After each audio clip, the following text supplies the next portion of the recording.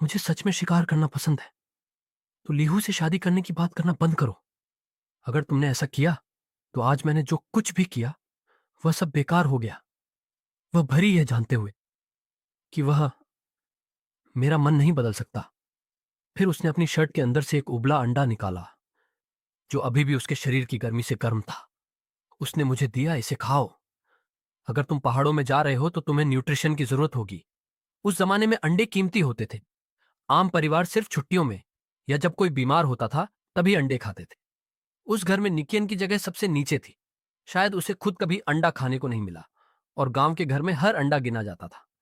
जब उसके ससुराल वालों को पता चलता कि एक अंडा नहीं है तो उसे पक्का पीटा जाता था। मैंने अंडा ले लिया, और जब हमारी उंगलियां छू गईं तो उसने तेजी से अपना हाथ पीछे खींच लिया। उसके गाल लाल हो गए। मैंने अंडे को आधा काटा और दूसरा टुकड़ा उसके मुंह के पास रखा। उसने मना करने की कोशिश की। कहा कि अंडे आदमियों के लिए होते हैं, औरतों के लिए नहीं। मैंने उससे कहा कि अगर वह मुझसे आधा अंडा भी नहीं लेगी, तो जब वह असली मुसीबत में होगी तो मेरे पास कैसे आएगी। उसने अपना मुंह खोला और मैंने उसे अंदर डाल दिया। उसने धीरे धीरे चबाया, और मैं देख सकता था कि उसके अंदर कुछ गर्म फैल रहा है। आंखें शायद 3 साल में किसी ने उसके लिए पहली बार अच्छा काम किया था।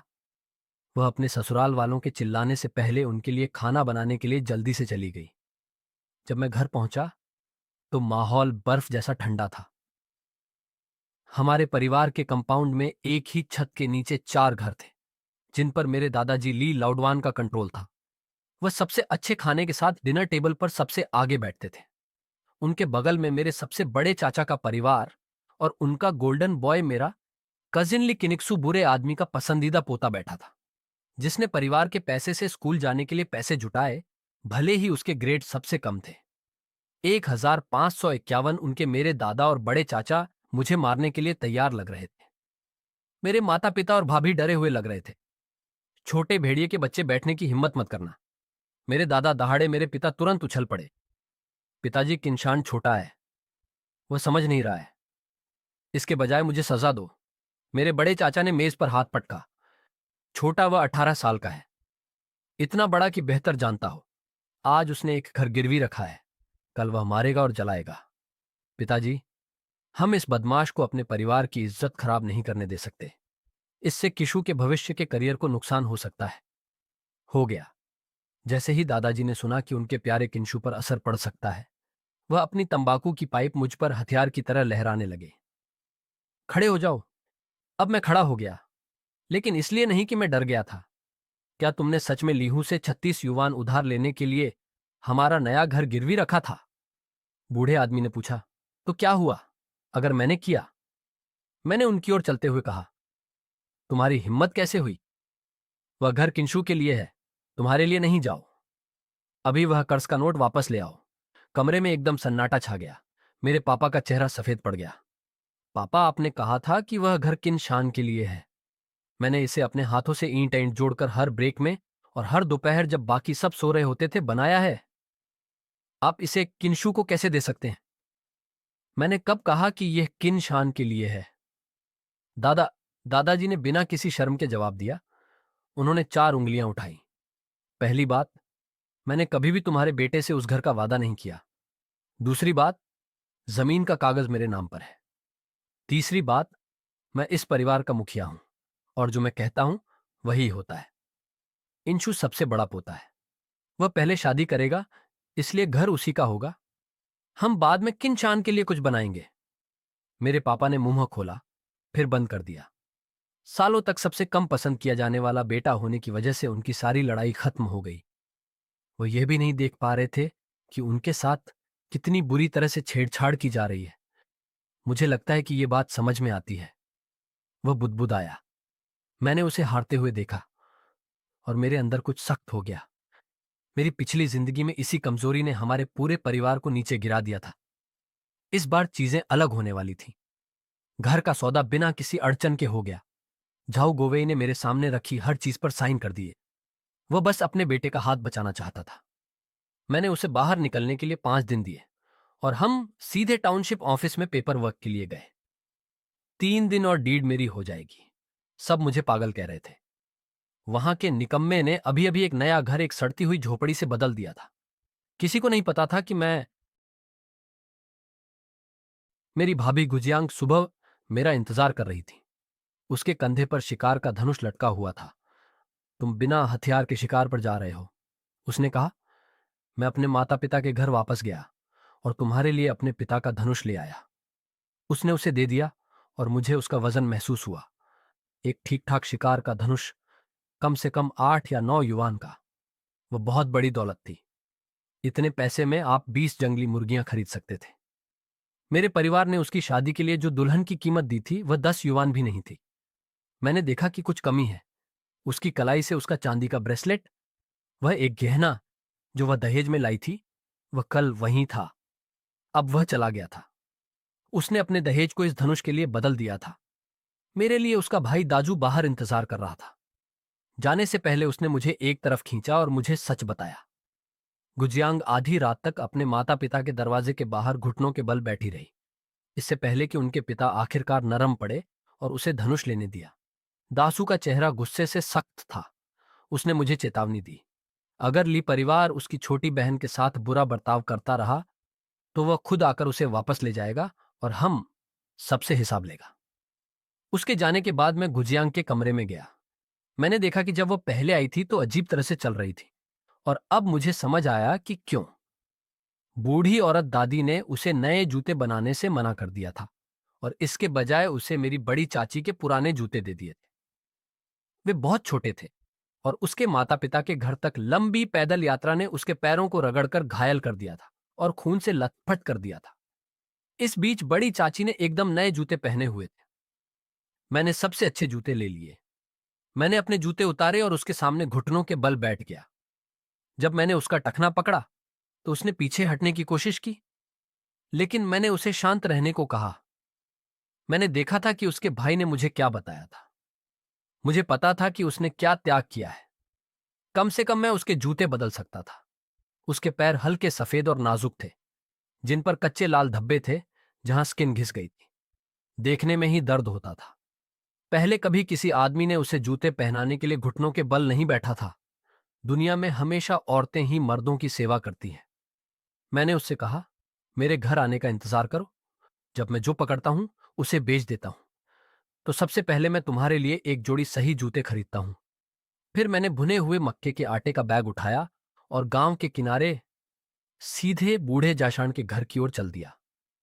झाओ जान कई सालों से इन पहाड़ों में शिकारी था। जब मैं छोटा था तो उसने एक बार मेरी जान बचाई थी। हाल ही में एक जंगली सुअर ने उसे सींग मार दिया था, उसके फेफड़ों में छेद कर दिया था और अब वह बिस्तर पर था। ऐसे खांस रहा था जैसे उसकी छाती फट रही हो। उसकी पत्नी कई साल पहले मर गई। उसका बेटा पहाड़ पर मारा गया था। किसी जानवर ने उसके चेहरे की चमड़ी नोच ली थी। उसके पास बस उसकी बेटी झा बची थी। वह मेरी उम्र की थी, 18 साल की, क्योंकि वे गांव के सबसे किनारे पर रहते थे और उसके पिता शिकारी थे। इसलिए वह बड़े होते हुए दूसरे बच्चों के साथ ज्यादा घुलती मिलती नहीं थी। मां जल्दी मर गई थी, इसलिए किसी ने उसे साफ सफाई रखना नहीं सिखाया। उसके चेहरे पर हमेशा गंदगी लगी रहती थी और वह फटे पुराने कपड़े पहनती थी और गांव के बच्चे उसके साथ नहीं खेलते थे। मैं ही अकेला था जो उससे परेशान रहता था, भले ही ज्यादातर उसे चिढ़ाने के लिए ही क्यों ना हो। लेकिन मुझे एक बात पता थी जो गांव के बाकी लोगों को नहीं थी। सालों में झावजान हर तरफ के 10 गांवों की सबसे खूबसूरत लड़की बन जाएगी। टोन क्रिकक गांव का सुनहरा फूल वह अभी तक खिली नहीं थी। मैंने दरवाजा खटखटाया और उसके पापा को आवाज दी। अंदर से भयानक खांसी की आवाज आई और फिर एक लड़की की साफ आवाज आई, कौन है? झाऊजान की बेटी। शान किंग ने दरवाजा खोला। वह उस सारी गंदगी के नीचे छिपी एक असली खूबसूरती थी। परफेक्ट फीचर्स, स्लिम फिगर, उसे कुछ साल दो और वह 10 गांवों की सबसे सुंदर लड़की होगी। बस उसे अभी तक पता नहीं था। मेरे पापा पिछली रात ही उन्हें यह बताने आए थे कि मैं आ रहा हूं। शान किंग मुझे अंदर ले गया और हर्बल दवा की खुशबू ने मुझे दीवार की तरह मारा। बूढ़ा जाशान बिस्तर पर लेटा हुआ था, कमजोर और खोखला लग रहा था। उसने अपने पास रखी कुर्सी थपथपाई और मैं बैठ गया। जब मैंने उसकी चोटों के बारे में पूछा तो उसने बस आह भरी और कहा कि वह फिर कभी पहाड़ पर नहीं चढ़ेगा। जंगली सुअर ने उसके दिल और फेफड़ों को नुकसान पहुंचाया था। वह खुशकिस्मत था कि वह जिंदा बच गया। एक और शिकारी ठीक समय पर उसके पास आ गया था। उसने मुझे जाने से रोकने की कोशिश की, लेकिन जब उसने देखा कि मैं टस से मज नहीं हो रहा तो उसने मुझे वह सब कुछ सिखाना शुरू कर दिया जो वह जानता था। दशकों का पहाड़ी ज्ञान उससे बह निकला। किस दिन शिकार नहीं करना चाहिए, जाल कैसे बिछाना है, किन जानवरों को निशाना बनाना है, जंगल को कैसे पढ़ना है। वह सूरज निकलने तक बात करता रहा, जब तक कि उसे खांसी बंद नहीं हो गई और उसकी बेटी उसे जोर लगाने के लिए डांटने के लिए अंदर आई। मेरे जाने से पहले उसने मेरी कलाई पकड़ी और कुछ ऐसा कहा जो मैं कभी नहीं भूलूंगा। उस पहाड़ पर सबसे खतरनाक चीज जंगली सुवैया भालू नहीं है, ये दूसरे लोग हैं। हमेशा दूसरे शिकारियों से सावधान रहना। फिर शान किंग मुझे बाहर खींच लाए। उसने मुझे बताया कि उसके पिता की चोट के बाद उनकी शिकार वाली राइफल गायब हो गई थी और उन्होंने दवा के लिए लगभग सब कुछ बेच दिया था। लेकिन एक चीज थी जिसे उसके पिता ने किसी भी कीमत पर बेचने से मना कर दिया था। उनका शिकार करने वाला कुत्ता उसे अपने साथ ले जाओ। उसने कहा, मुझे यकीन नहीं हो रहा था। ये कुत्ता बड़ा पीला एक ट्रैकर था जिसे शिकारी लोनोस कहते थे। वह जमीन पर किसी जानवर की गंध के निशान का पीछा कर सकता था। एक ऐसा हुनर जिसे ट्रेन करने में सालों लग जाते थे। इस तरह का कुत्ता शिकारी का सबसे कीमती साथी होता है। मैंने इस कुत्ते को पप्पी के तौर पर पाला था और वह मुझे अच्छी तरह जानता था। जब शान किंग ने उसे मेरे साथ चलने के लिए कहा तो वह दौड़ कर आया और मेरे टखने से रगड़ने लगा। बड़े पीले के आने से सब कुछ बदल गया। सिर्फ धनुष से अकेले शिकार करना लगभग आत्महत्या जैसा था। मेरे साथ एक ट्रेन ट्रैकर होने से मेरे चांस बहुत बढ़ गए। जैसे ही मैं निकलने वाला था, एक जवान आदमी रास्ते पर दौड़ता हुआ आया। शायद मुझसे 4 या 5 साल बड़ा। उसका नाम जाऊ कुआन था और उसके हाथ में खून से सनी कोई चीज थी। शान किंग, तुम्हारे पिता को बचाया जा सकता है, वह हांफते हुए चिल्लाया। जीन वाले। जंगली सुआ का दिल ताजा मारा गया, 2 दिन से भी कम पुराना। उसने टपकते हुए ऑर्गन को शान किंग की ओर एक ऐसी मुस्कान के साथ धकेला जिसे वह रोक नहीं सके। यह रही कहानी। झाऊ कुवान की जांच करने वाले इतने बड़े सुअर का बच्चा बहुत बड़ा होता है। वे सिर्फ पुराने जंगल में रहते थे, जहां ये सबसे खतरनाक माहिर शिकारी भी शायद ही कभी किसी को मार पाते थे।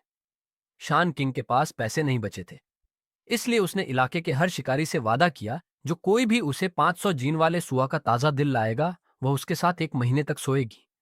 1 महीने से ज्यादा हो गया था और कोई लेने वाला नहीं था। झाऊ कुवान पहला था तो आज रात झावान ने अपने हाथ रगड़ते हुए कहा, मुश्किल से अपनी खुशी छिपाते हुए, तुम्हारी जगह या मेरी। शान किंग ने सिर हिलाया और दिल की तरफ हाथ बढ़ाया। उसने डील कर ली थी और वह उसका सम्मान करेगी। उसके पिता की जान उसकी वजिनिटी से ज्यादा मायने रखती थी। लेकिन मैं पूरे समय उस दिल की स्टडी कर रहा था। कुछ तो गड़बड़ थी। मैंने अपने पुराने तास गुरु से जानवरों की एनाटमी के बारे में बहुत कुछ सीखा था। मुझे पता था कि 500 जीन वाले सुहा का दिल कैसा दिखना चाहिए और यह वैसा नहीं। रुको, मैंने कहा, यह ज्यादा से ज्यादा 300 जीन वाले सुआ का दिल है। किसी ने इसे बड़ा दिखाने के लिए पानी का इंजेक्शन लगाया था। यह एक सस्ती चाल है। जब मैंने मीट येलो टेंडल्स का जिक्र किया तो जौवान का चेहरा सफेद पड़ गया। 500 जीन से ज्यादा वाले किसी भी जंगली सुअर के दिल की सतह पर 2 या 3 सुनहरे धागे जैसी लाइनें होती हैं, जिन्हें पुरानी मेडिकल किताबों में मीट येलो वाइन कहा जाता है। इसी वजह से यह दवा के कैटलिस्ट के तौर पर काम आता है। उन लोगों के बिना यह बस एक आमुआ का दिल था और उसके दिल में कोई लाइन नहीं थी। उसने झांसा देने की कोशिश की। मुझसे कहा कि मैं बस एक गांव का बेकार आदमी हूं जो कभी शिकार पर नहीं गया। लेकिन जब शान किंग ने कहा कि वह डॉक्टर से वेरीफाई करेगी तो झाकवान घबरा गया। उसने दिल वापस छीन लिया और कुत्तों को खिलाने के बारे में बड़बड़ाते हुए गुस्से में चला गया। इससे सबको वह सब पता चल गया जो उन्हें जानना था। अगर यह असली होता तो भागता क्यों? उसका प्लान सिंपल और बेकार था। शान किंग को 1 महीने के लिए बिस्तर पर ले जाओ, उसे प्रेग्नेंट कर दो, फिर उसके पास उससे शादी करने के अलावा कोई चारा नहीं होगा। मैंने उसके लिए वह सब बर्बाद कर दिया था और मुझे पता था कि वह, उसका परिवार भी शिकारी था। मुझे पहाड़ पर अपनी पीठ का ध्यान रखना होगा। शान किंग ने चुपचाप मुझे धन्यवाद दिया। मैंने उससे कहा कि कुछ नहीं, उसके पिता ने एक बार मेरी जान बचाई थी। उसने पूछा कि मुझे मीट वाली पीली बेल के बारे में कैसे पता चला। मैंने उसे बताया कि मेरे गुरु ने मुझे सिखाया था। एक बूढ़ा आदमी जो पहाड़ पर रहता था, लेकिन कुछ समय पहले चला गया था।